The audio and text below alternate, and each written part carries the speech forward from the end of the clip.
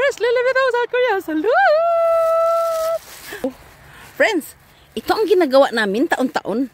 Kita mo yan? Ukrang matigas. Ano? Ukrang matigas. Take note ha.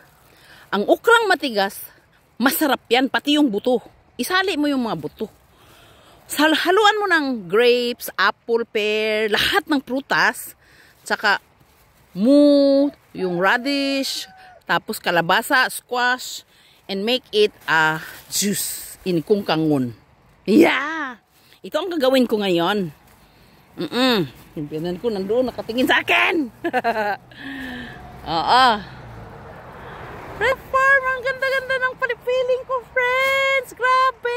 Pakit-pakit ko! Bada, kailan ka po? Look at our farm. Look at our place. Si Umuni nandoon, Diyos ko. Parang ako nahihiya. 3 minutes lang to kasi gusto ko lang ano sa inyo. Tingnan mo yung kutso nila, friends. Oh, pinatay na nila, no? Kita mo? Oh, binunot na. Bakit ganun binubunot na nito? Ko pang manguha eh.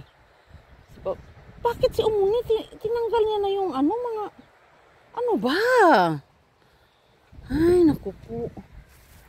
Andun yung biyanan ko. Umuni! Uy, kajuas oh! Busy ako, friends. Busy rin yung biyan. Yan yung farm ng asawa ko, beans farm. Daming beans farm, friends. Tapos gagawin mo. Yan, friends. Napaka-masustansya ng friends. Alam mo sabi ng kungkangon, yung tagagawa ng juice dito sa South Korea. Ang dami daw vitamins nito, friends. Oh. Gawin mo siyang juice. Kaya kinukuha ko siya lahat, friends. Sako-sako yung ukra kong buto eh. Oo, kasako-sako yung buto kong ukra. Tapos, ibibigay ko yan doon. Tapos gagawin nga nilang juice eh. Halo-halo, friends. Hinahalo-halo lang. Ito kaya, nagsisipag ako, kinukuha ko talaga yung mga buto kasi ang sabi niya, super dami daw vitamins ng buto. Ginagawa yan, hinahalo-halo lang niya yan doon. Nagawang juice. Pero tanggalin ko to siya, buto lang ibibigay ko sa kanila, no? Actually, maraming trabaho ito. Marami naman tayong pahinga, kaya gagawin natin to. Ginagawa namin talaga to taon-taon. Ayan, ang dami ko pang gagawin, no? Puro ako, video, no? Oo. Kaya, ito kasi, magwi-winter na kasi. Kaya kunin mo na yung mga buto. Tapos, magtira ako ng pang-tanim. Tapos, ano natin to, friends? Gawin nating juice, ha? Kuy, sarap-sarap nito, friends. Grabe. Ang daming grapes sa bahay. Napakaraming prutas. Grabe. Diyos ko, ginoo ko. Paano nakainin natin? Hindi ko na pinipicture yung prutas kasi napakarami talaga. Kaya ang gagawin namin, lalagay natin sa kungkangon. Tagagawa ng juice. Kasi friends, pag suso kasi, yung mga tao ba, nagre-regalo ng prutas. Napakarami talaga sa bahay. Pear, ang dami-dami talaga. May puno kami ng grapes, ang daming grapes. Tapos nagdala pa sila ng grapes, no? Kasi yung bahay namin, dyan kasi sila nagre-ritual. Ang dami nila. Kaya, gawa tayo ng juice, ha? May lilipong sa Korea. Salute! Ha, salute! Friends, ang kamay ko may M. May M din ba kamay mo? Tingnan mo, M na M siya talaga, no? Napanood ko dun sa sa palmistry ba yun? Kaya pala, friends, hindi ako mauto, friends, talaga, ng mga tao, yung mga manduloko. Dito sa Korea. Ang dami nila, no? Sa batalyon.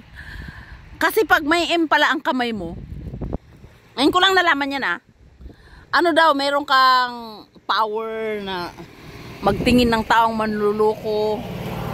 Oh, alam mo yun? Tapos mayroon kang protection doon galing sa taas. Yan ang nalalaman ko! Napanood ko kagabi!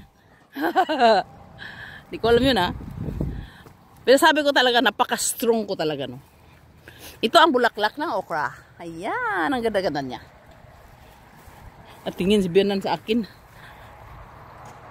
Ipopost ko ngayon. Ay, pinost ko lang sa Facebook. Panoorin nyo ba? Mayroon kang extraordinary knowledge, extraordinary spirit power na nakaka-sense ka ba ng mga mga bad spirit. Pag ganito ang kamay mo, may M. Ano ba yan? 'Di ba? Ganon. Bye-bye. Lilibit akong salot ko yan. Salot. Trabaho na ako ay. Sa inyo lang sasabihin ko ha. Bye-bye. Tip ko lang sa inyo. Gagawa kayo ng juice na ukrang matigas.